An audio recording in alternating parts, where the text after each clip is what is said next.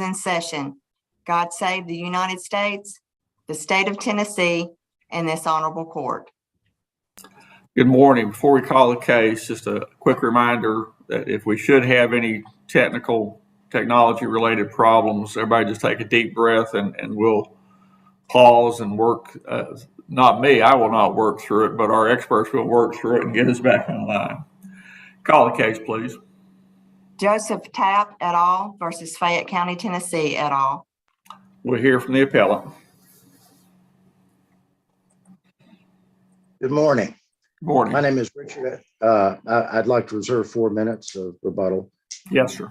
My name is Richard L. Winchester Jr. I represent the plaintiffs and the appellants.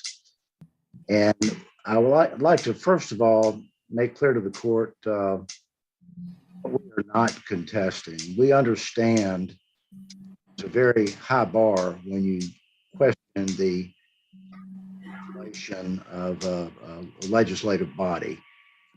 We are not questioning whether that legislation was ill-advised or not. We are questioning whether it was legal or not. And specifically, we are challenging the action of the Fayette County Board of Commissioners in enacting Section 13 of its zoning regulations.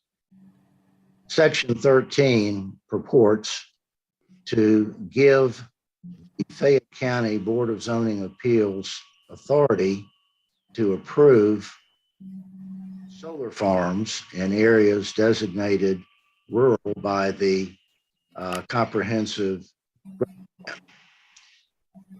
Now, what does the BZA have the authority to do? The BZA is a creature of state statute. They have very specific authority. Their authority comes not from the County Board of Commissioners, but rather from the state of Tennessee. And one of the things that they can do is they can grant a use on appeal. That is how Section 13 is structured. It allows the BZA to approve a solar farm as use on appeal. Now, why is that illegal?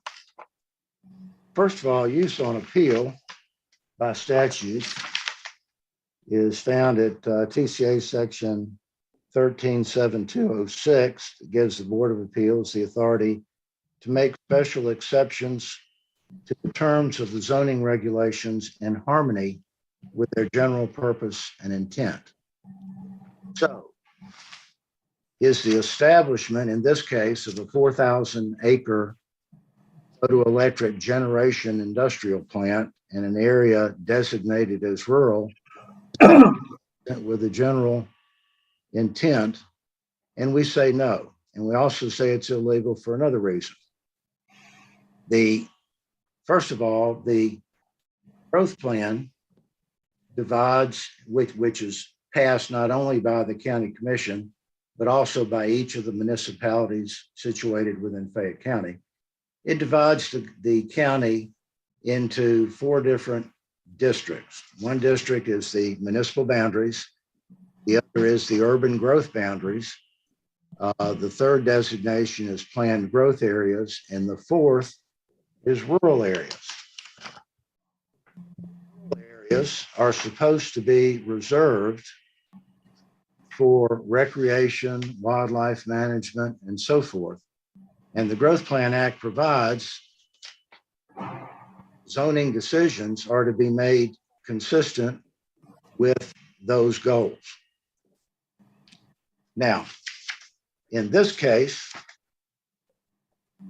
the Board of Commissioners has authorized the BZA to do something which they themselves could not do, and that is put high-density industrial use in an area designated as rural. They could have done a lot of other things. They could have put this solar farm in any of the other 3 districts, which would have been appropriate.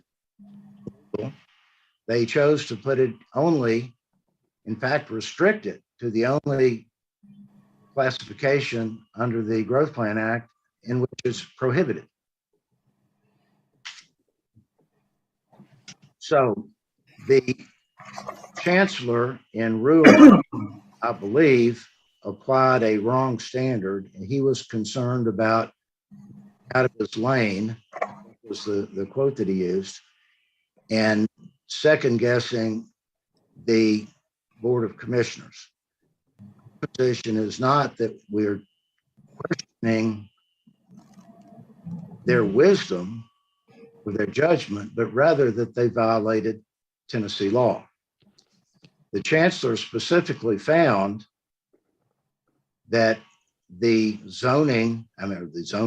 placement of a solar farm in areas designated rural was antithetical to state law. Let me ask you, Mr. Winchester. Yes, sir. That section of the transcript where he says that, I think he's just rephrasing your argument, not his finding.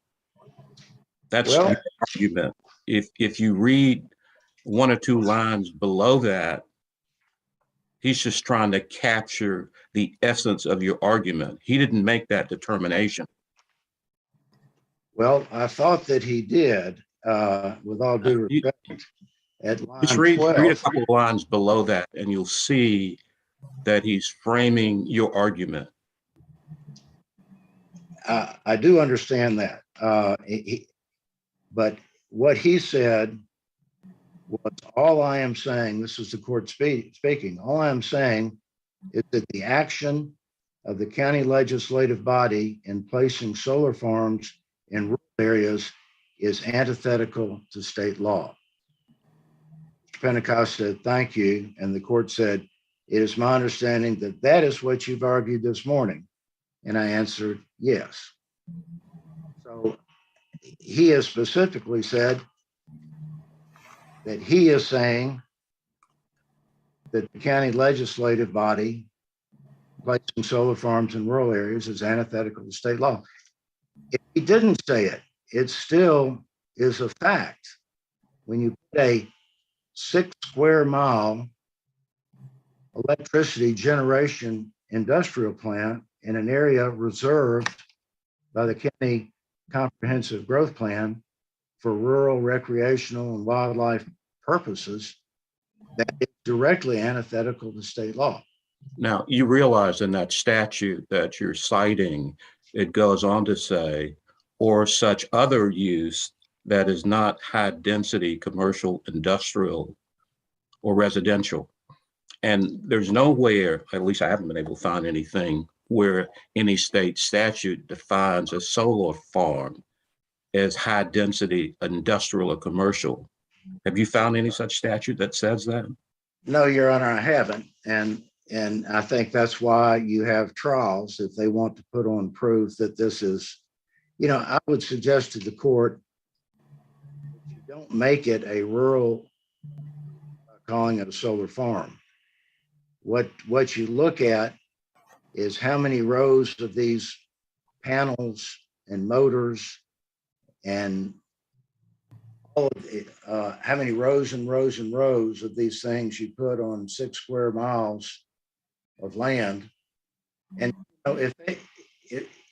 if they have proof, or the proof that comes out at trial is that this is consistent with rural designation, so be it. I would suggest that the proof is going to be way contrary to that. And that's and let me ask you, Mr. Winchester, whose burden would that be? Well, it would be my burden after a trial.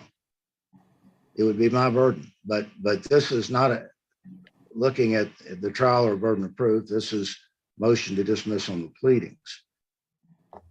And the other problem with the legality of what has been. Counsel, before you leave that, Mr. Winchester, did the pleadings allege that? Yes, they do.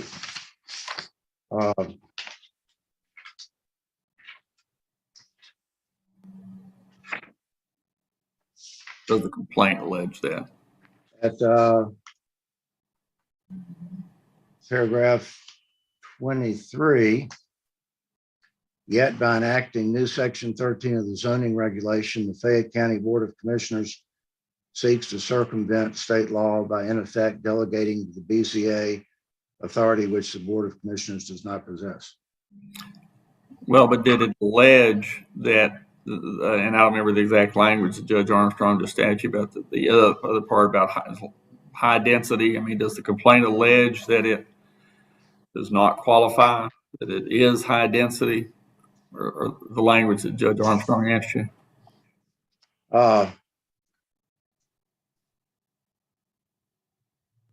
Paragraph 18, the site of the photoelectric generation plant proposed to be constructed by Invenergy and or Yum Yum Defend situated with an area designated as rural pursuant Fayette County growth plan. And we allege that's illegal. I mean, that's the entire complaint. Let me ask you, Mr. Winchester, what about the state statute that encourages cities and municipalities to approve the use and construction of solar farms? Did you notice in looking at that statute that the legislature didn't restrict the development of solar farms to what you consider to be a high density industrial area? Yes, I did, and it wouldn't have been appropriate. As I recall that statute, it's talking about for solar farms. I may have misunderstood or misread or misremembered that statute, but I'd also point out that no exception in the Comprehensive Growth Plan Act for industrial sites that happen to be solar farms. And I think my time is up. You can answer. If you have any more to answer Judge Armstrong's question, you can certainly answer his question. Well, I think there's no exception for solar farm. If they wanted to do that, they could have. If they wanted to define rural recreation and wildlife purposes so as to include 6 square mile photoelectric generation plants, they could have done that, and it certainly didn't. That would be. Hey, you have your time for rebuttal. Thank you. Thank you. We'll hear from the appellees now. Police Court. Jim Pentecost with Madison County Bar. I represent Fayette County, and the arguments that will be made by Fayette County basically apply to all the respondents of which the plaintiff named. The sole claim of the plaintiff is one of law. Therefore, the chancellor's decision to dismiss this complaint as a matter of law was appropriate, and the declaratory judgment action should have been dismissed as it relates to the claims brought by the plaintiff. As continuously stated in the complaint and then continuously affirmed upon argument, the respondents, basically the petitioners, are saying that they are attacking Article 3, Section 13 of the Fayette County zoning laws solely because it violates the state statute. That is clearly shown in the complaint, and then it is clearly shown on page 6 of the technical record, or the transcript, excuse me. The issue is not their judgment in putting this 6 square mile facility in a rural area. The issue is that it is in direct violation of a state statute. That deference that they argue about, which is true, doesn't apply when they undertake to do something which is illegal. The only illegality that was claimed by the plaintiff was that it was in violation of the state statutes concerning growth plans. That's also shown on page 22 and page 23 of the record. Page 37, Mr. Winchester, in his argument, he says, we are not challenging the process. We are challenging what was passed, and that is in circumvent of the state statute. As set forth by Judge Armstrong, we know that the Tennessee legislators have specifically granted and passed the statute that says 669202. And in the very final line, it says the General Assembly further finds that encouragement and protection of solar energy systems is a valid objective which counties and municipalities may consider in promulgating zoning regulations. And that's exactly what Fayette County did here under the specific direction of the state. Now, they didn't have to. They didn't have to pass anything as to solar farming, but one purpose of that statute is not to only say that it is encouraged by the state legislature, but it's a premise that if the state says there is a use of land that is allowed, then you must find a place for the use of that land or the use of which that land could be used. And that is exactly what Fayette County did. They passed Section 13. Section 13 was passed, and it is not disputed by the plaintiff that it was passed with notice. It was passed with public hearing. It was passed based upon consideration of the Fayette County Commissioners.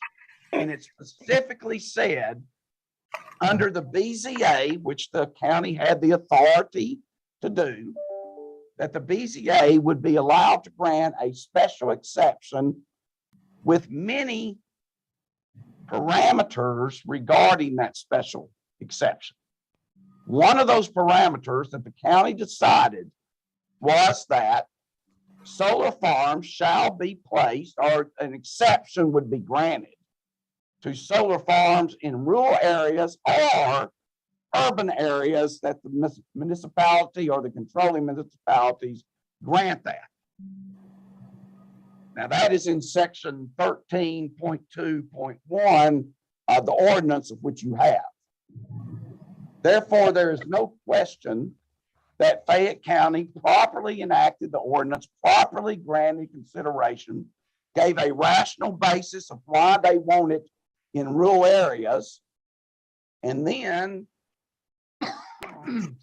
granted certain parameters to the Board of Zoning Appeal, which is allowed under section 13-7, 107 and 109, that the state legislators have said that the county can grant that said authority to the Board of Zoning Appeals, which they did in this instance. What the plaintiff has solely argued is that somehow when we made a rational decision based upon reasonable governmental interest, that we violated somehow 6, 58, 106, and 107. Now, 107 just simply says that you have to operate within the zoning, within the growth plan. Well, Fayette County did that. They said the best place for this is in rural areas, and so therefore we're going to grant a special exception for a solar farm in rural areas based upon decisions of the Board of Zoning Appeals. It did not require any rezoning. This is not spot zoning. The argument of the plaintiff as to the Edwards case is misfounded and should not apply. As it relates to 658-106C1C, as the court has pointed out, it allows uses in rural areas of industrial, commercial, or residential. As shown, Fayette County has granted certain limited exceptions to allow not high density, but low density commercial, residential, and industrial. What the plaintiff does not see or does not argue is that the county considered the state statute as it relates to subsection D of 658-106. C1D states, reflect the county's duty to manage growth and natural resources in a manner that reasonably minimizes detrimental impact to agricultural lands, forests, recreation areas, and wildlife management areas. Fayette County, in adopting the ordinance, has stated that there is a visibility review, a location review, and there is a obligation of the BZA to consider that in allowing the special exception. So this ordinance complies with the state statutes and is not in violation of the state statutes and is not in violation of the growth plan that was established by Fayette County. What we do know is that the court clearly continued to stay in its lane. And that is a phrase that is used by the appellant and saying that that was misinterpreted by the court and he shouldn't have stayed in his lanes. No, that's exactly what the court says. And in fact, the court's reliance upon Burks versus Savannah Industrial Development was appropriate and should have been considered. That is a case that arises out of a decision that is now Judge McGee, and she determined that there's nothing in the state statute that prohibits what was being undertaken by the city of Savannah and the Industrial Development Board. So therefore, there is not a violation of the state statute. In fact, she was not, and this court decided that they were not going to give such a strict interpretation to the state statutes of which the plaintiff now cites. The county has properly undertaken its review. The plaintiff's reliance upon filing is incorrect because, again, the only argument the plaintiff is making is that this was in violation of the state statute concerning zoning laws. There is nothing that he claimed at argument or in his complaint as it relates to Article 13 and the state statutes concerning BZAs. The jurisdiction of the BZA was appropriately granted by the county under the statutes of 13-7-107, which talks about the Board of Appeals powers, which it has, to consider exceptions, to consider restrictions, to consider parameters that can be placed. And then under 109, it gives them the right to monitor those and to make sure that the special exception parameters are clearly followed by the applicant. So therefore, even his argument that we believe he waived as it relates to the appeal of this matter, but rose, we say it should not be considered by the court, but yet, even if the court were to consider it, it's still not an illegal action under the state statute. The power that Fayette County commissioners decided to give to the BZA is appropriate, is allowed, and is given under the jurisdiction of both the county and the BZA. So therefore, the arguments of the plaintiff are basically unfounded, unfortunately, as it relates to his arguments. The county has acted appropriately as a legislator. It has done what it should do to follow the state statutes, and it has properly undertaken the adoption of an ordinance. I think we've already pointed out that the judge was simply again confirming with the appellates that this is what you are arguing. You are arguing that this ordinance, not the adoption of the ordinance, not the decision of Fayette County to determine whether it should be in rule or where the special exception should be granted. I don't see how you cannot place a solar farm in a rural area, but that's not my decision. That was Fayette County's decision, and they made such a decision, and that decision was rational.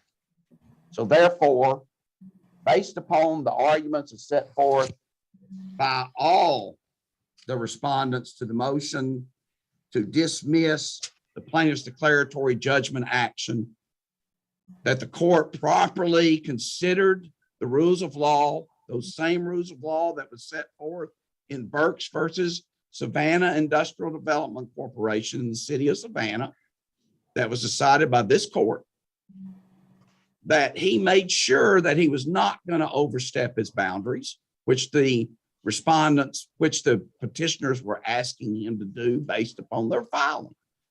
Therefore, the chancellor made the correct decision, and that is the complaint of the plaintiff should be denied and should be dismissed, and said dismissal is as a matter of law, not a fact, and this court, in its review of that decision, should uphold that decision.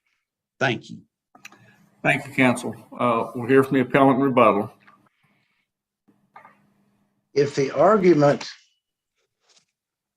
made by the appellees is sustained, we can throw away the state statutes that talk about what has to be done to rezone a piece of property. The statute is very, very clear that the BZA has certain responsibilities, and the Regional Planning Commission and the Board of Commissioners have responsibilities. When it comes to a rezoning, statutes require that the rezoning application first be submitted to the Regional Planning Commission. This is the body charged with planning the growth and development of Fayette County. The Planning Commission then makes a recommendation for or against, and then it is submitted to the Board of Commissioners for final vote. If this procedure is followed, the county can do away with those pesky things like submission to the Planning Commission, public hearings, and so forth. In controversial rezonings, all they have to do is call it a use on appeal, dump the responsibility on the BZA, and step back. If this is permitted, there would be no prohibition against the county commission saying, well, we're going to let the BZA decide on where we should place chemical manufacturing plants. We're going to call construction of a chemical manufacturing plant use on appeal. And we're going to step back, and we don't have to have public hearings, and we don't have to have the planning commission that is charged with the responsibility for coordinating growth in the county. We don't have to do all those things. We can call it a use on appeal, and we'll let the Board of Zoning Appeals do it. And if it's offensive, we'll just say that they have the right to put up a bunch of tree barriers and setbacks and fences and so forth to try to keep this offensive industrial use, to try to minimize its impact on the area that's been designated for rural uses. This is a tragedy. This whole concept of being able to circumvent the specific responsibility and authority of the Planning Commission and the responsibility and authority of the Board of Commissioners when it comes to making substantial changes to the use of property, it totally avoids and negates the procedures that have been outlined by the state statute for making major changes in land use. The Edwards case says that if there's a substantial, if a land use decision substantially alters the use of the land, then you can't go around and circumvent the requirements for rezoning. That is exactly what is being done here.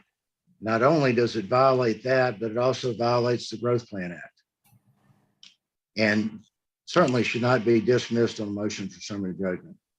And I appreciate your time. This was a little daunting. I've never done a Zoom hearing before, but appreciate your time and attention. Thank you. Court appreciates counsel's oral arguments and the briefs. I believe you've made the issues clear to us. If you would please recess court till our next scheduled case. This honorable court is in recess until 10 a.m.